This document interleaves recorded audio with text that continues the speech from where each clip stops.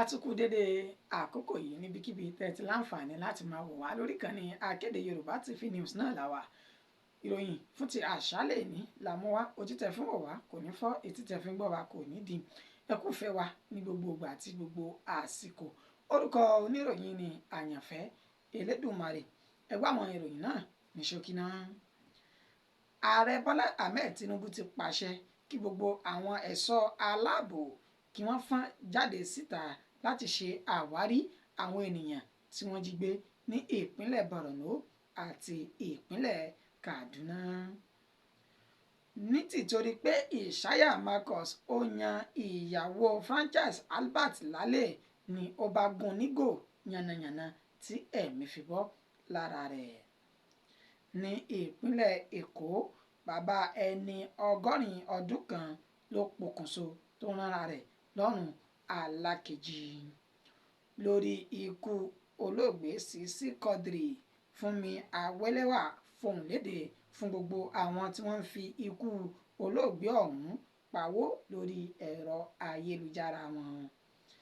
Ẹ gbọ́ àwọn ìròyìn náà lẹ́kùnrẹ́rẹ́ báyìí. Ààrẹ Bọ́lá Ahmed Tinubu ti pàṣẹ kí gbogbo àwọn ẹ̀ṣọ́ aláàbò ṣe àwárí àwọn ènìyàn tí wọ́n jí gbé ní ìpínlẹ̀ Borno àti ìpínlẹ̀ Kaduna. Nínú ọ̀rọ̀ tí ẹni tó jẹ́ agbẹnusọ fún ààrẹ lórí ètò ìròyìn èyún Ajuri Ugelele tí ó fi síta ló ti ṣe ní àlàyé wípé ààrẹ Bọ́lá Ahmed Tinubu ó bà ọkàn jẹ́ púpọ̀ lórí ìṣẹ̀lẹ̀ èyí tó ṣẹlẹ̀ ní ọjọ́ 7 oṣù kẹta ọdún tá a wà yìí àti ọjọ́ 8 oṣù kẹta ọdún tá a wà yìí tí ìròyìn ti fi léde wípé àwọn agbésùmọ̀mí ajínigbé wọ́n jí àwọn abilékọ tó ìgbàgbé ní ìpínlẹ̀ Borno ní ọjọ́ 2 rẹ̀ wẹ̀. Òun ni ìròyìn tó fi léde wípé ní ìpínlẹ̀ Kaduna ní àwọn ajínigbé tún ti jí àwọn akẹ́kọ̀ọ́ àti olùkọ́ gbé ní iléèwé girama àti iléèwé alákọ̀ọ́bẹ̀rẹ̀ ti ìpínlẹ̀ náà.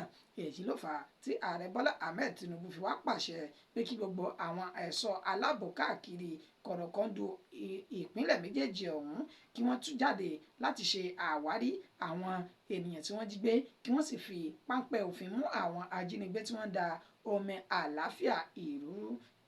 Ẹni tí ó jẹ́ Ajuri Ugelele yìí ó ṣe ní àlàyé wípé ààrẹ Bọ́lá Ahmed Tinubu ó bá àwọn mọ̀lẹ́bí àwọn tí wọ́n jí gbé yìí kẹ́dùn tí ó sì fi wọ́n ní àyàbalẹ̀ pẹ̀lú ọ̀rọ̀ ìdánilójú pé gbogbo àwọn mọ̀lẹ́bí wọn ni wọn yóò padà wá bá wọn láyọ̀ àti àlàáfíà.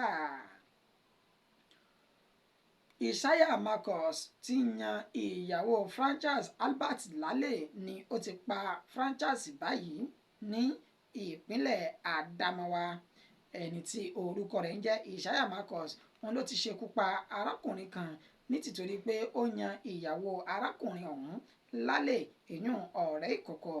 Franchise Albert yìí òní ó jẹ́ ọkọ fún Libi Yatu tí wọ́n ní wọ́n ti ń fẹ́ ara wọn bọ̀ láti bí ọdún mélòó kan sẹ́yìn. Wọ́n ṣe ní àlàyé wípé olóògbé ọ̀hún Franchise òní ó ti ń ṣe àlámí tó sì ti mọ̀ wípé ìyàwó òun ó ń dẹ́ ọ̀rẹ́ ìkọ̀kọ̀ pẹ̀lú Ìṣáyà Marcus yìí. Ó ní gbogbo ìgbà ni wọ́n ti jọ máa ń parí ìjà papọ̀. Ẹni tó jẹ́ aya olóògbé ọ̀hún Libi Yatu ti ń sọ fún àwọn ọlọ́pàá ní ìjọba ìbílẹ̀ Fúfọ̀ ní ìpínlẹ̀ Adamawa.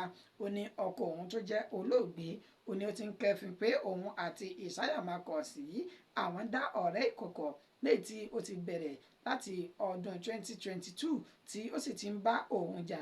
Wọ́n ní ìjà náà òun ni ó le gidigidi gan tó fi jẹ́ pé òun kó ẹrù òun kúrò ní ilé olóògbé Franchise tóun sì lọ sí ilé àwọn òbí òun. Ó ní nígbà tí wọ́n bá wọn parí ìjà òun ó ní kó tó di pé wọ́n parí ìjà òun ó ní Ìṣáyà Marcus yìí ló tún ti máa ń bá òun ní ilé àwọn òbí òun tó sì máa ń gbé òun wọ inú igbó táwọn yóò sì tún lọ ṣe eré olólùfẹ́ ní ìkọ̀kọ̀. Ó ní lẹ́yìn tí àwọn tún parí ìjà tán tí òun padà lọ sí ọ̀dọ̀ ọkọ òun Franchise ó ní kò tún dẹ̀yìn tí ó tún wà òun wá. Èyí tó sọ wípé ó fa èdè àìyedè láàrin òun àti ọkọ rẹ̀ Franchise gan pàápàá àti Ìṣáyà Marcus. Ó ní wọ́n fi ọ̀rọ̀ wá Ìșálẹ Marcus lẹ́nu wò wípé báwo ni ọ̀rọ̀ ṣe jẹ́. Ó ṣe ní àlàyé wípé òun wá ọ̀rẹ́ ìkọ̀kọ̀ òun tí ń ṣe Líbíyàtù yìí lọ sí ilé, ṣùgbọ́n òun kò bá ọkọ rẹ̀ tí òun bá ní ilé ni ó fà á tí àwọn méjèèjì tí wọ́n fi gbọ́ ohùn síra wọn. Ó ní ẹni tó jẹ́ olóògbé ọ̀hún, ó ní ó kọ́kọ́ yọ ọ̀bẹ jáde sí òun tó gún òun ní ẹ̀gbẹ́ àti ọrùn. Ó ní òun náà bá yọ ọ̀bẹ títí òun tí òun sì gún ní ikùn lẹ́ẹ̀mejì àti ní ọrùn, léyìí tó yọrí sí ikú olóògbé náà. Wàyí o, àwọn ọlọ́pàá wọ́n ti fi páńpẹ́ òfin mú Ìșálẹ àti Líbíyàtù yìí tí wọ́n sì wà ní gbàgà ọlọ́pàá níbi tí wọ́n ti ń ro wótòwótò lórí tí wọ́n mọ̀ nípa ikú franchise. Ní ìpínlẹ̀ Èkó, bàbá ẹni ọgọ́rin ọdún kan ni ó ti pa okùn so báyìí. Bàbá ẹni ọgọ́rùn-ún ọdún ọ̀hún tí wọ́n pe orúkọ yẹ̀ ní Isiaka Àyìndé, ó ní ó ń gbé ní agbègbè Arárọ̀mí Ìmọ́tà ní ìpínlẹ̀ Èkó. Àwọn ọmọ olóògbé náà ni wọ́n ní àwọn kẹ́fìn bàbá ọ̀hún ní inú yàrá ìdáná níbi tí ó ti fa okùn kan mọ́ ara wíńdò mára bọ́gílárì wíńdò tí ó sì fa okùn náà wálẹ̀ pẹ̀lú wá ọrùn ara rẹ̀ tí ó sì fi dò wálẹ̀ dòòrò. Wọ́n ní àwọn rí bàbá yìí ló jẹ́ kàyéfì ni àwọn bá pe gbogbo àwọn tí àwọn jọ ń gbé ilé wípé ẹ wá ohun tí àwọn rí. Wọ́n ní kó tó di pé wọ́n débẹ̀ ni eléru ti sungi tí aṣọ kò sì bá ọmọ yẹn mọ́, tí bàbá ẹni ọgọ́rin ọdún ọ̀hún tí ó sì ti di ẹni àkọlẹ̀bò ní tìtorí ẹ̀sìn àti pé bí ọjọ́ orí bàbá ọ̀hún ṣe rí.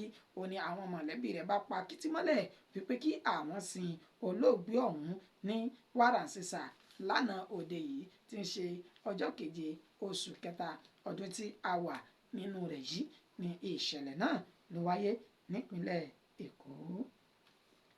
Lórí ikú olóògbé Sisi Quadri, Fúnmi Awẹ́lẹ́wà tó jẹ́ akẹgbẹ́ olóògbé ọ̀hún ó fohùn lédè fún gbogbo àwọn tí wọ́n fi ikú olóògbé ọ̀hún pa owó lórí ayélujára wọn. Fúnmi Awẹ́lẹ́wà tó náà jẹ́ òṣèré orí ìtàgé pẹ̀lú olóògbé Sisi Quadri, ó ní ó sọ nínú ojú òpó ayélujára rẹ̀ wípé dídákẹ́ tí òun dákẹ́ látijọ́ tí ẹni tó jẹ́ ẹ̀gbọ́n ọ̀rẹ́ àti olólùfẹ́ òun tó ti ṣe aláìsí yìí, òun ní kì í ṣe pé òun gọ̀ wípé ṣùgbọ́n òun kàn fi ọwọ́ lẹ́rán ni òun wò gbogbo àwọn tí wọ́n fi ikú rẹ̀ pa owó wọlé fúnra wọn. Ó dákọ̀ ẹnìkan pàtàkì tó pè ní Fatia Entertainment lójú òpó Instagram rẹ̀ wípé ó pa irọ́ wípé Sisi Quadri ó ní wọ́n ṣẹ̀ṣẹ̀ fún ní físà ìlú Amẹ́ríkà kó tó di wípé ó di olóògbé. Ó ní irọ́ tó jìnnà sí òtítọ́ ni wípé Sisi Quadri ò ní àníyàn bẹ́ẹ̀ ni kò ní èròǹgbà kankan láti tíráfù kúrò ní orílẹ̀-èdè Nàìjíríà kó tó di pé ọlọ́jọ́ dé bá. Ó ní gbogbo àhesọ ọ̀rọ̀ tí wọ́n ń sọ yìí ó ní ó jẹ́ nǹkan ìbànújẹ́ fún òun pàápàá àti àwọn mọ̀lẹ́bí olóògbé ọ̀hún pẹ̀lú bó ṣe já sí pé wọ́n ń ṣe ọ̀fọ̀ olóògbé ọ̀hún lọ́wọ́ tí wọ́n ti ń tìtorí owó tí àwọn ń pa lórí ayélujára tí wọ́n tó fi ń ba ọkàn àwọn mọ̀lẹ́bí àti ará ọ̀hún jẹ́. Ó wá ṣe ìkìlọ̀ fún gbogbo àwọn ènìyàn wípé kí wọ́n já mi nínú irọ́ funfun báláwú tí wọ́n ń pa lórí ikú olóògbé ọ̀hún. Ó ní kì í ṣe akẹgbẹ́ lásán ni àwọn, wípé ẹ̀gbọ́n ni ó jẹ́ sí òun láti ìlú Ìwó. Bákan náà ni ó jẹ́ alámọ̀ràn àti olùbásọ̀rọ̀ òun, wípé ó jẹ́ ẹ̀dùn ọkàn tí ó sì kàn ní ojú ẹgbẹ́ púpọ̀ tí kò fi lè bá ẹnikẹ́ni sọ̀rọ̀ láti bí ọjọ́ mélòó kan tí olóògbé ọ̀hún tó ti jáde láyé. Ìròyìn wọn ò jù báyìí lọ fún ti àṣálẹ́ tèmi. Ẹ tún pàdé wa lówùúrọ̀ ọ̀la nígbà tá a tún máa mú ìmíì wá fún wa lórí bó ṣe ń lọ káàkiri ilẹ̀ Yorùbá àti orílẹ̀-èdè Nàìjíríà. Bákan náà ni kẹ́ ẹ subscribe sórí ìkànnì yìí kẹ́ ẹ tún lè máa rí àwọn ètò lóríṣiríṣi wò bí ó ṣe ń lọ lórí ìdásílẹ̀ ọmọ Oòduà àti ìròyìn àjàbalẹ̀. A ní rí jù báyìí lọ fún tàkókò yìí tí fi máa sẹnu mi ní dídé síbí kó tó dọ̀la. Orúkọ tèmi ò yí padà. Orun ayọ̀ lásùn àní tójú oorun dójúkú a sì ní bá wọn tójú oorun dé ní àkọlẹ̀bọ̀ láṣẹ Elédùmarè. Ó dàárọ̀ o.